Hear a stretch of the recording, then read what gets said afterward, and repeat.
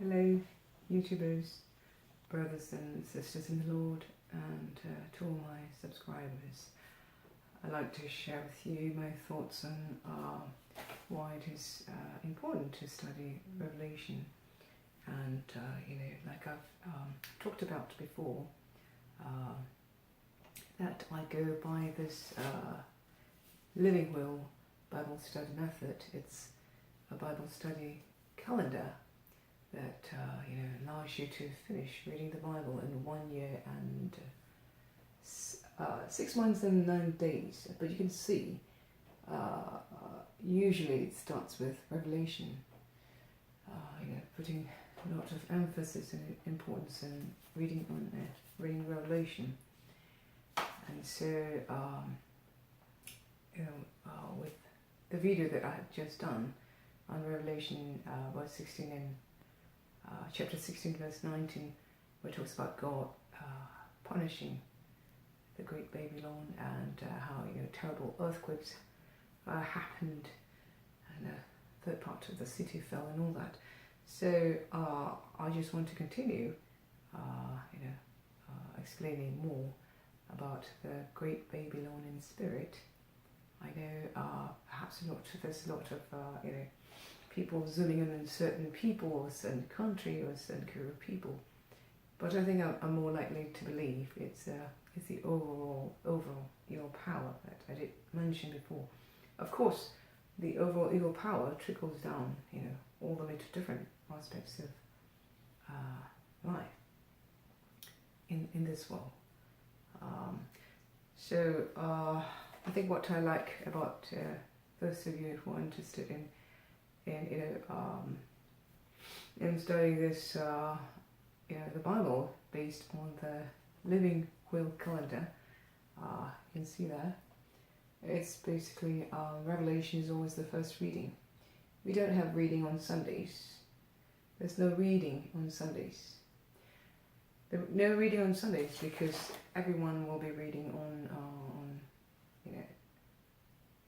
Sunday's preaching will be based on Saturday's reading, so every member will know what the preacher is going to preach about.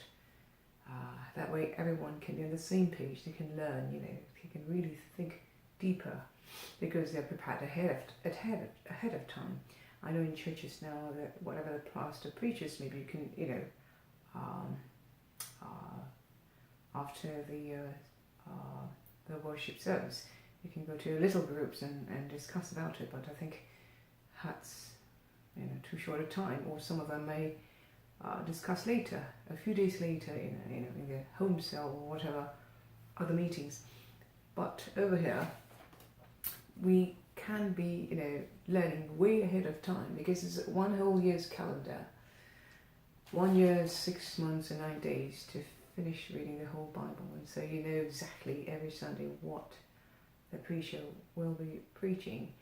And as for me, if I upload something, I like to always upload my video before that particular Sunday. Perhaps I would upload it the previous day, the Saturday before that Sunday. So like I said before, there are two parts. One is the 4-part reading, Revelation and the Minor Prophet. That together becomes a small wheel, and then the Old Testament and the Gospel, starting from Isaiah. But anyway, the third and the fourth reading are not getting into that. That's usually used for the solemn worship service. I don't know when other have the chance to share about that. But for the small wheel, which is Revelation and the Minor Prophets, I usually do share from time to time, as you can see in my Great Eagle YouTube channel. And also before that, I have my Tiny Bruno channel, but now which is more I dedicate more religious songs in that YouTube video channel.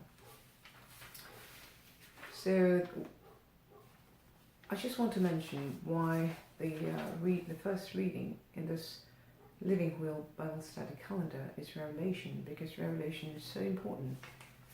to be able to know what's ahead of you, what's the current affair, current and future affair, is more important than anything else. It's just like you're driving a car, you don't know what's going on ahead of you, you're going to be in collision any time. You're just not well prepared. And of course, many church goers or believers, they might not touch on Revelation because they think it's too complicated or too figurative. But it holds, both levels of meanings. The Bible always, God is a spiritual being, so He always tells us in the literal way, but which we are also a spiritual being, given the Spirit by God. So we also have this spiritual side of us. So it's always applicable spiritually as well. So I think this video I just want to say the importance of knowing what the Great Babylon is all about, and where to find them. Of course, a lot of it is mentioned in Revelation chapter 17, the detailed description of what it is all about. Of course, you have in other chapters as well. Then chapter 18, Revelation chapter 18, talks about the destruction. Chapter 17 actually tells you, talking about the seven, the beast with the 7 heads, 10 horns. We know the 10 leaders of the globalized world, the 10 regions where they'll control the world. But you've got the 7 heads, 7 aspects of life, which so this beast is has the Great Babylon, or the whole Great Hall, is sitting on the beast. It rides on the beast. So I just want to emphasize that the spirit of Babylon is a very evil and powerful spirit. Top down. It has to be top down. Like I said before, it's a top down. It's not from bottom up. And so, in order for that great Babylonian spirit to be exalted, it has to ride on the beast that has 7 heads. The beast has 7 heads. So here we are with the 7 heads, or the 7 aspects of life that we know ultimately, the devil will really be very powerful before God, the Lord Jesus comes again the second time. And Revelation is really important in revealing to us. I think like I said, in Revelation chapter 17 and 18 talks about the detailing of the Great Babylonian spirit and the destruction of it. But before that, even before that, we've got a lot, but from chapter 13, there's a lot of information about what the devil does. From Revelation chapter 13 to 16, we are clearly told the devil's mystery. So then continued by chapter 17, and so on, and that's the mystery of the gospel, of the depth of the mystery of what Christianity is all about. So therefore it is very important to know where we are at. It's for chapter 11. Chapter 11 is actually detailing what that little book that John has hidden is a detailed description. So it's not always in chronological order. It becomes very confusing, but there are sections. Revelation chapter 10. It talks. Actually, that's the space, a gap, after the 6th trumpet has been blown, and then the war will end with the 7th trumpet. But there's a gap. God is leaving a gap for people to have a chance to repent. So anyways, I'm just trying to, kind of give a rough idea where things are and how to go about reading reading Revelation. And of course, before that, we know there are talking about the different churches and so forth in the beginning of Revelation, ending with the Church of Laodicean. The Laodicean church is, of course, the end time church. You know, they're not cold nor hot, and God is saying He'd rather have it cold nor hot. But people they're not cold. They want to go to church, but they're not that hot either. They're not that serious. Not really serious about wanting to know what true Christianity was seriously, living life of what true Christianity is all about. So, and that is really very repulsive to the Lord Jesus. We know I'd rather you're cold nor hot, but you're neither cold nor hot. I'll spew you out of my mouth, So, anyway. So at least roughly, what Revelation is all about, and then it ends with 21, 22, talking about the new heaven and earth and so on. So, okay. So I just want to give you a rough idea, what Revelation is all about and how to look at what. It's not always chronological order. It's really confusing to do that. But the sections, right? Like I said, chapter 13 to 16 tells us the imposter, the devil, being the imposter as God of this earth, and even having three in one body. He's got his own 3-in-1 body, very similar to God, but it's an imposter. And then followed by chapter 17, detailing the great Babylonian, 18, the destruction of it. So, I'm not getting to the detail of it, but at least to guide and, to roughly let you know where things are and how to go about it. I'd like to show also about the 7 heads that the great Babylon, the whorish spirit, ride on and flourishes because of the beast with the 7 heads. So there are 7 aspects of life that whereby the world will be controlled,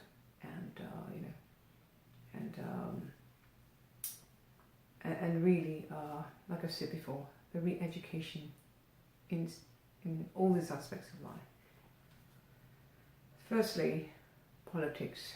In terms of politics, people are being re-educated. That the new world order, borderless countries, so much better than every individual nation trying to have their own sovereign country. Like I said, it all started out with a great the Tower of Babel, Babylon, Babel. They want to group together. They want to be one world to build the Tower of Babel, and a high tall tower to reach heaven, to reach heaven, and to be the God of, to be able to have the status and position, power of gods themselves, and just want to overthrow God, and having no one to answer but themselves. They want to become gods. So we know that Babylon, it's famous for the laws and all that. It was a very religious. Of course, we know that King Nebuchadnezzar, producing beautiful, wonderful laws and all that, because he respected and he acknowledged God as the supreme ruler of the whole world, not him. After having gone through insanity, eating grass and all that for 7 years, and so that was a good start. That's why Great Babylon was really God's tool, in terms of providing the wonderful laws. But we know, for it to turn around or to betray God and to no longer become spiritual and in line with God, but become secular and in line with the devil, that the lies, father of lies. The whole world will be turned upside down. So the great Babylonian spirit is about betraying, God, and what the truth of God is, changing the truth to a lie, re-educating the world with what is false to be true, and with what is true to be false. So what is false and evil to be true and good, and what is true and good to be false and evil, or selfish, or whatever. So there are 7 aspects to that 7 heads.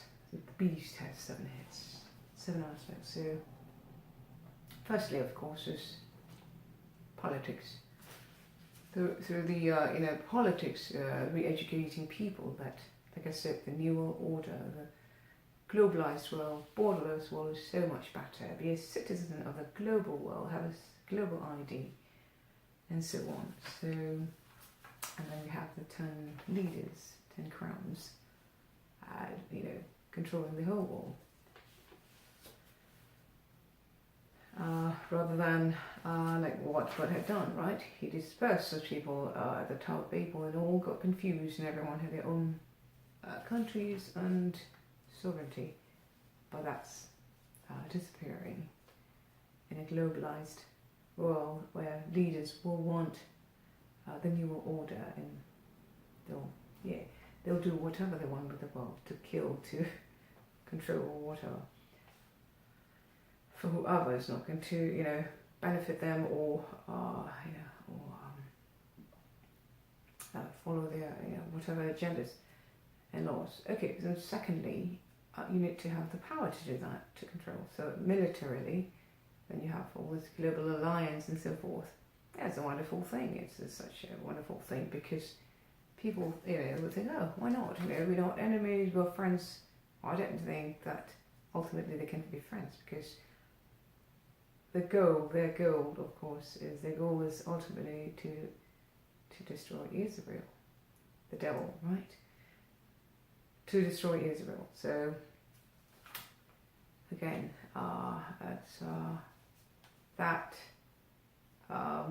it's false to think that there's going to be global peace. Like we know that the Lord told us, the moment they tell you there's peace, that's when war starts. So ultimately, the goal of the war will, is to destroy Israel. And we know that's not going to be possible. That's when the Lord Jesus will come again. Thirdly, the mind control. Through science falsely, like Paul talks about philosophy and science falsely, how it's been, educated. Science, since the time of, since the evolution theory by Darwin. It's a theory, but it's been educated. People have been educated all over the world as being the hard, solid facts. It's unbelievable, but still called the evolution theory. All right, so that instead of creation. And then fourth, we have philosophy.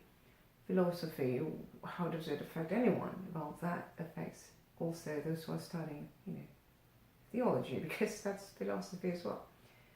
Of course, emphasizing on the Christian field.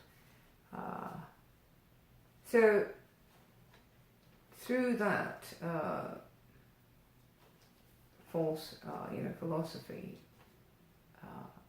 for even those who have theology degree, they also, because the re-education, it also starts, believing in evolution or quasi-evolution, not the 6-day creation theory. I mean, to me, what is so impossible for God to create, Anyway, there are evidences for those who are 6-day creationists, and a lot of the evidence has been blocked and, not made available. And the media, the TV, magazines, everywhere, journals or scientific journals, whatever, they re-educate the people with what is false. It's And then next is physically controlling us, not just the mind, right? Like I said, first is absolute control of the world through politics. Politics, and then you have down to military, and then the mind control through science, and down to philosophy that touches upon the religion is distorted with a false philosophy, and the re-education of lives through that, and down again your survival in terms of the economy. That's the fifth aspect. Economy. Banks will disappear one day. AI will be controlling the world. Whatever you want to buy and sell, you can't do anything without going through the blockchain, the AI, and cryptocurrency, and all that. And you've got biometrics and RFID. It's exactly like what the Bible told us. You can't buy or sell. It doesn't matter who it is, born or free. You can't. There's no way to buy and sell unless you have the number. Like the Bible said, 666. And amazingly, the barcode does have 6 in the beginning, 6 at the back, and 6 in the middle, the stripes there. So that's 666. Down again, having controlled the economy at large in general, and then you have, it does affect your trade and business because of the re-education, of what is good and convenient, biometrics, cashless society, and so forth. So it is very, very inconvenient in the future, very hard if you're not in the system. These banks will disappear. You get to do everything yourself online, and so it's already so different now for me, coming from Asia to here, and just talking to robots, pressing numbers and going online. Is like I don't see anyone. I'm talking to robots, AI. So it's still something that I have to get used to.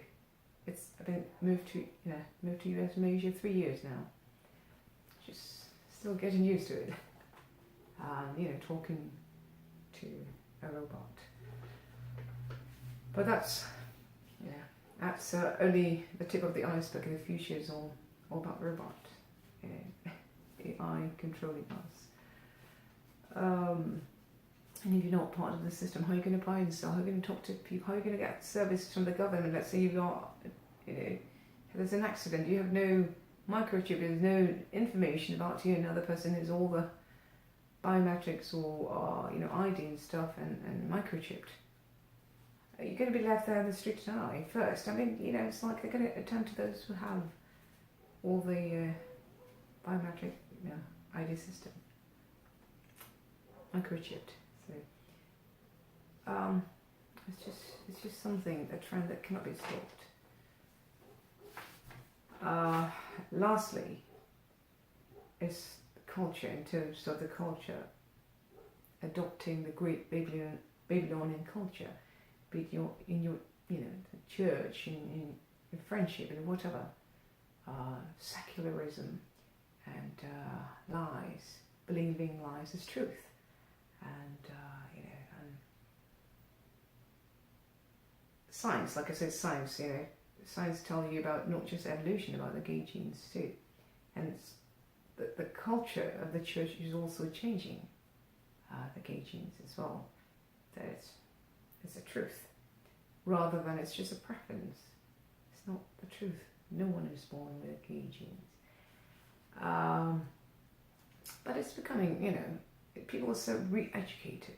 It's such a whorish spirit. The great Babylonian spirit is such a whorish spirit that writes on the 7 aspects of life so powerfully, what do you call that, synchronized to re-educate the world through all those 7 aspects of life, starting with politics, military, science, philosophy, economy, trade or business, and then culture. So the way you're gonna socialize. It's part of that you're not adopting or adapting to the great babylonian spirit, which is, again, it's really very, to be honest, it's, you can't serve God and man. It's very money based. Without that money power behind, it cannot go. If you really go back and trace back who's all behind, all this global re-education, are the billionaires of the world, and the Rothschild, Goldman Sachs. They have 300 members of the Bilderberg. They are really the richest people in this world, re-educating and controlling the world, and they will determine how many will die or how many will not, and most of them probably will, because through vaccination, whatever. It may sound nice, like you get free vaccinations for 70 million investment in Africa. I'm not going to mention names, which ultimately caused them to be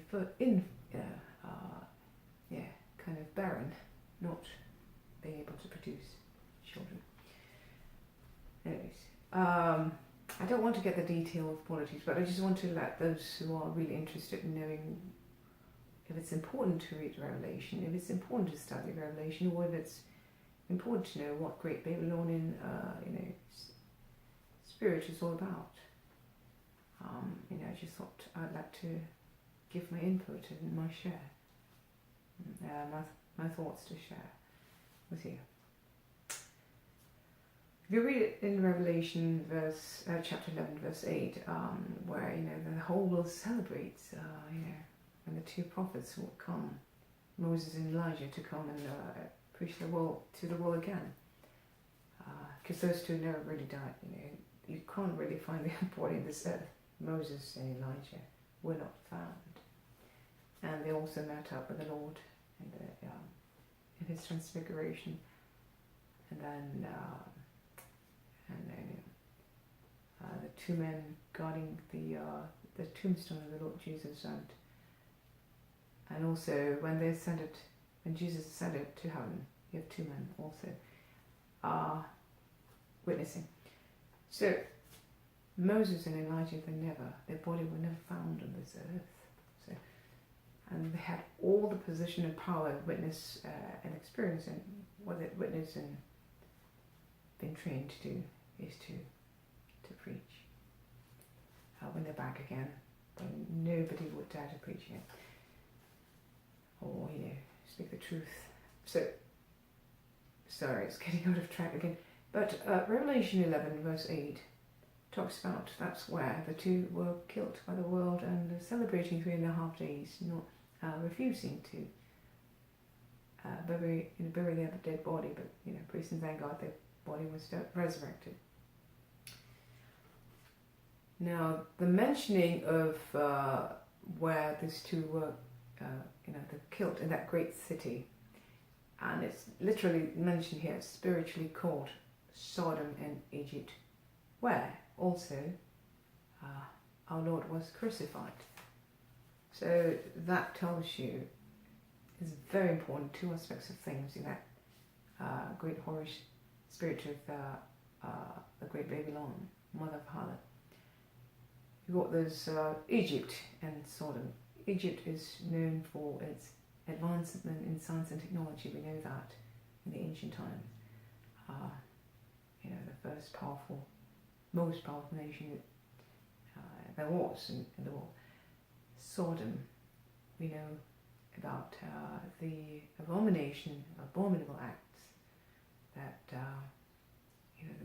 that's why that the people of Sodom and Gomorrah had done. That's why you have this term Sodomites. So these two are very influential in how they're going to crucify the Lord spiritually. You will kill all that is about the truth and what the Lord had done, for us, in having died for us. Once you accept the Babylonian spirit, that is really full of this so-called science and the advancement of science and technology, and the and giving you the new identity. So allowing us to be having an identity which is not who we are, which is not what God wants us to be or to do, or how He created us, each individual. So yeah, I think that's all. I know it's hodgepodge of my ideas here and there, but I thought at least you know where things are, because there's so many confusion and people just avoid, or churches avoid, touching on Revelation altogether. So I just thought at least I would share my thoughts, and hopefully it's useful. Thank you for watching and listening, and God bless. I apologize, I forgot to talk about the importance of studying the great Babylonian spirit and the studying of Revelation. It's revealed there not only just the mystery of the devil, we know from chapter 13 till 16 as the imposter,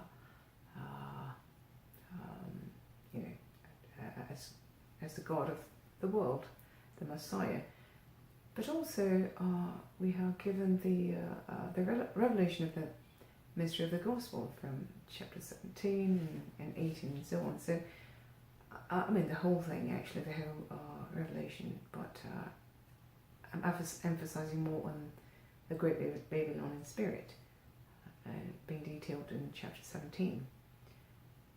The reason it's so important for us to know, then, so that we are made aware and not be sucked away by the great illusion, and just being swallowed in the tide of the great apostasy. The church is going to fall away, and more so. Having all this right knowledge, knowing what the future is, we're always ready and prepared to suffer. That's the bottom line. We're not going to be taken unaware, and oh, okay, and then you spiritually start compromising, and then when just spiritually going to fall away, we'll be sucked away unguarded. So I think that's the most important thing. Yes, of course, it's definitely the first thing first is to be able to evangelize and talk to people about God, and bring people to believe in God. That's firstly, but more so in order to grow and be an effective mature Christian. I think you really do need to know and study Revelation and what the great Babylonian spirit is all about, and be ready to suffer, because definitely, as I said, it's not only just affecting the politics and military, science, philosophy, economy at large, and trade, and culture. The culture, those last but not least, you're going to really feel quite lonely. She's just not belonging to the great Babylonian tide that's going around the trend, emphasizing on Egypt and Sodom, on money and what is so-called the modern science and modern ways of life, the technology, AI, being under AI, and modern science, and Sodom, giving the new identity. The gay genes, to put it that way. So that's all those false. Gay genes rather than is the preference of life. Okay, so yeah, I think this is the importance. But for those who are really very, true in their belief in God and want to live truly for the Lord and being faithful to the Lord, committed to the end, they don't have to worry. As we know in chapter 15, we are told that we are going to be on the sea of glass, mingled with fire, watching, playing, with the harps and praising and singing to God. True and just are His ways. when he executes the judgment, his judgments in the world. And we're going to be enjoying the glory that he grants us, bestow us. So, let's just be the ones to be up there on the sea of glass watching, instead of being left behind when we are raptured. I mean, rapture takes you not just one-time rapture. There are raptures taking place throughout the Bible. You can see that, but but the biggest lot for Christians are at the end, before Christ comes again the second time. So these will definitely watch those. Of course, you still have people before, if they're taken unaware, they're taken off guard. Oh, I'm left behind. I'm not raptured, and then they do have to suffer. With the others who are unbelievers and children of wrath. But that's the way it is, and just have to keep being faithful to the end and die for God, die for the truth, and for those who are left behind. It's definitely going to be very challenging spiritually, but at least they are still, the chance is still there. There's still, it can be alerted and to know, they're left behind, not raptured together with the other saints who have been prepared. Those who are left behind are those who have been, having this illusion that they have gotten what Christianity is all about. But they haven't. They have not. They have been busy and, just going with the flow of the great Babylonian spirit. So drunkard, so intoxicated in this new wine, the very powerful wine of sorcery, and people just get so busy, so involved this way and that way, all for just, to be honest, it's just everything back, comes back down to money, because you got such a big churches here and there, you have to support it. So-called these church buildings, expensive church buildings. So, we know churchianity is definitely not Christianity. So those who are left behind, they have to go through and relearn all over again what Christianity is actually all about.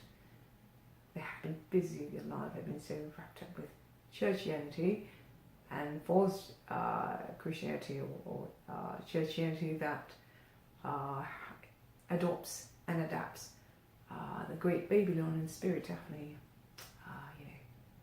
will be swept away with the tide of the world unto judgment. So